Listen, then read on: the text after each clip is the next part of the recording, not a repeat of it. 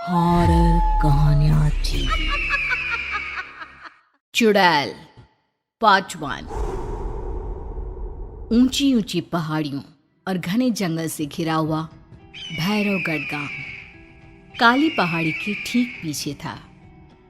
काली पहाड़ी यानी मौत का घर। भैरवगढ़ गांव तक पहुंचने का रास्ता बेहद दुर्गम था। लगभग 24 घंटे घने तूफान और तेज हवाओं की वजह से वहां के वीराने माहौल की कहानियां लोगों के दिलों को दहला देती थी। ऐसे बहुत कम लोग थे जो भैरवगढ़ गांव तक जाने की हिम्मत करते थे। लोगों का कहना था कि इस गांव के आसपास बुरी आत्माओं का साया मंडराता है। गांव के रहने वाले लोगों ने वैसे तो अपनी आंखों से किसी बुरी आत्मा या साये को नहीं देखा था, लेकिन गांव का बच्चा बच्चा इस बात को महसूस कर सकता था कि गांव के ऊपर कोई तो खौफनाक साया मंडरा रहा है। और उसकी वजह ये थी कि उस गांव में जैसे ही कोई लड़का 18 साल का होता, उसके 18वें जन्मदिन की रात ठीक 12 बजे अकस्मात उसकी मौत हो जाती। हर बार ये मौतें बड़े ही रहस्यमयी ढंग से होती और इस बार सरपंच सुमेर के बेटे को 18 साल होने में अब बस 15 दिन बाकी थे। अजी सुनते हैं, हमारा बेटा भी कुछ दिन बाद 18 साल का हो जाएगा। कहीं वो डायन उसे भी खा गई तो। कैसी बातें कर रही हो? जब वो इस गांव में ही नहीं है तो कोई भी डायन या बुरा साया उसका कैसे कुछ बिगाड़ सकता है? उसे कुछ नहीं होगा। हाँ जानती हूँ, आपने उसे पढ़ाई के बहाने इस गांव से बाहर निकाल शहर भेज दिया है, लेकिन ये भी तो सच है ना कि वो बार बार यहाँ आने की जिद करता रहता है। वो चाहे कितनी भी जिद कर ले जानकी, पर मैं उसे इस गांव में कभी वापस नहीं आने दूंगा। मैं नहीं चाहता कि गांव के दूसरे लड़कों की तरह मेरे बेटे की भी अजीबोगरीब ढंग से मौत हो जाए। कभी कभी तो लगता है कि हम सब गांव वालों को हिम्मत करके अपने गांव को इस बुरी आत्मा से छुड़वा लेना चाहिए। लेकिन कौन जानता है आखिर वो खतरनाक साया किसका है? वो काली आत्मा कौन है जो रातों रात हमारे गांव के लड़कों को निगल जाती है? सुमेर और जानकी जब ये सारी बातें कर रहे थे तब रात के लगभग 10 बज चुके थे और हर रात की तरह भैरवगढ़ गांव एक भयानक काले तूफान की आगोश में था। बाहर चल रही तेज हवाएं और बारिश के बीच कभी कभी ऐसा लगता जैसे कोई बुरी तरह से चीख रहा है। किसी के तड़पने और चीखने की आवाजें गांव के कानों में बार बार टकराती, पर वहां रहने वाले किसी भी औरत या आदमी के अंदर इतना साहस नहीं था कि वो अपने घर से बाहर कदम रख के उन आवाजों तक पहुंच सके। सो जाओ जानकी और घर के खिड़की दरवाजे कसकर बंद कर दो। अब जानकी सब खिड़कियां ठीक से बंद करने ही लगती है कि तभी उसे अपने घर के दरवाजे पर जोर जोर से खटखटाने की आवाजें सुनाई देती है। इन आवाजों को सुनकर जानकी और सुमेर के चेहरे डर से पीले और हाथ पैर ठंडे पड़ जाते हैं। जानकी, जानकी, इतनी रात कौन होगा? पता नहीं, ऐसा लग रहा है कोई बुरी तरह से दरवाजा खटखटा रहा है।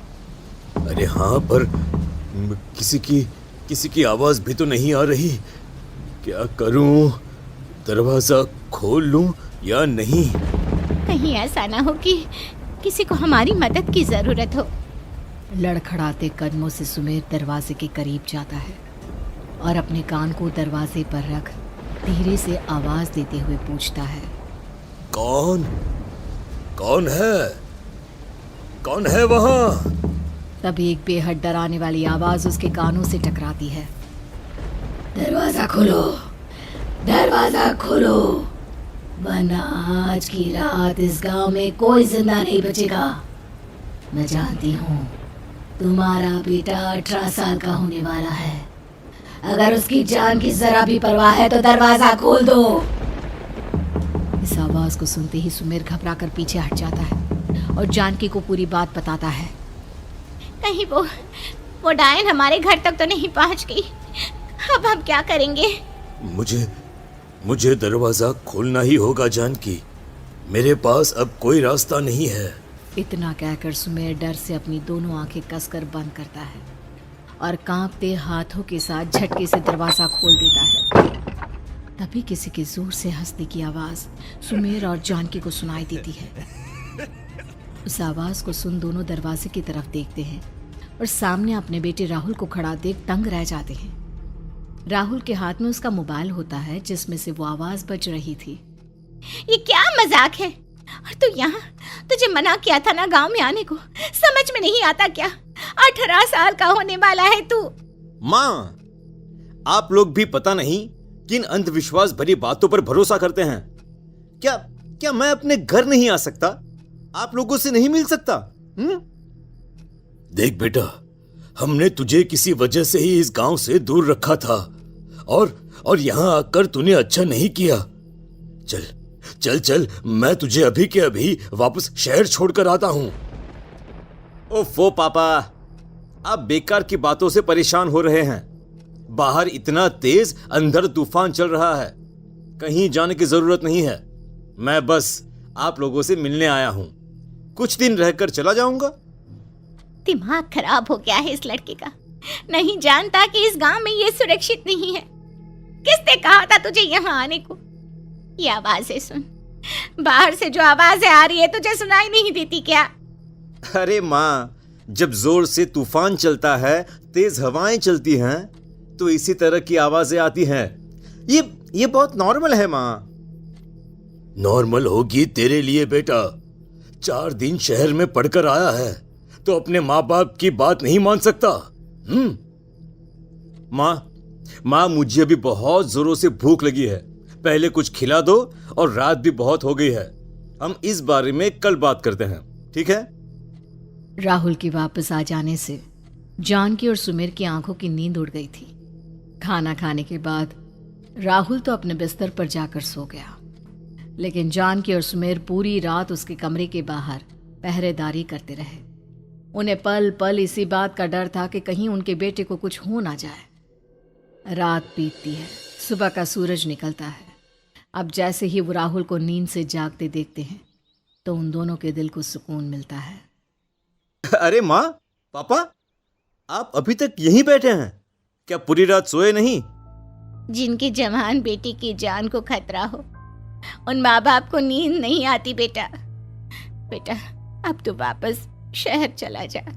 देखो माँ, मैं किसी जरूरी काम से इस गांव में आया हूं, और वो काम पूरा होने के बाद मैं खुद यहां से चला जाऊंगा। काम? गांव में तेरा क्या काम है? पापा, मैं बचपन से ही इस गांव के बारे में बेहद डरावने किस्से सुनते आया हूं, इसीलिए अब मैं उन्हीं किस्सों के ऊपर डॉक्यूमेंट्री फिल्म बनाऊंगा। रिसर्च करना चाहता हूं कि आखिर सच्चाई है क्या। हे भगवान, लो जी, सुन लिया, और भेजो इसे पढ़ने के लिए शहर। मैंने आपसे पहले ही कहा था, मेरी बहन के पास दूसरे गांव भेज दो। ना ये शहर जाता और ना उल जुलूल की बात इसके दिमाग में आती। जानकी और सुमेर राहुल को समझाने की बहुत कोशिश करते हैं, पर वो किसी की बात नहीं सुनता और अपना कैमरा लेकर गांव की पास वाली काली पहाड़ी की तरफ निकल जाता है। अब राहुल जैसे ही काली पहाड़ी पर पहुंचता है, उसकी नजर पहाड़ी के ठीक बीचों बीच बनी एक पुरानी झोपड़ी पर पड़ती है। यहाँ भी कोई रहता है क्या? ये इंटरेस्टिंग होगा। राहुल की आवाज पहाड़ों से टकराकर उसके कानों में सुनाई दे रही थी। उसने चारों तरफ का नजारा देखकर वहां की तस्वीरें अपने कैमरे में उतारना शुरू कर दिया। तभी अचानक राहुल ने अपने कैमरे में खींची हुई तस्वीर को जूम करके देखा, और उसमें उसे जो नजर आया वो देखकर राहुल के होश उड़ गए। क्या सचमुच उस गांव के ऊपर किसी बुरी आत्मा का साया था? क्या राहुल की जान बच पाएगी? क्या देखा था राहुल ने उस फोटो में जिसे देखकर वो दंग रह गया? इन सवालों के जवाब जानने के लिए देखिए इस कहानी का अगला भाग।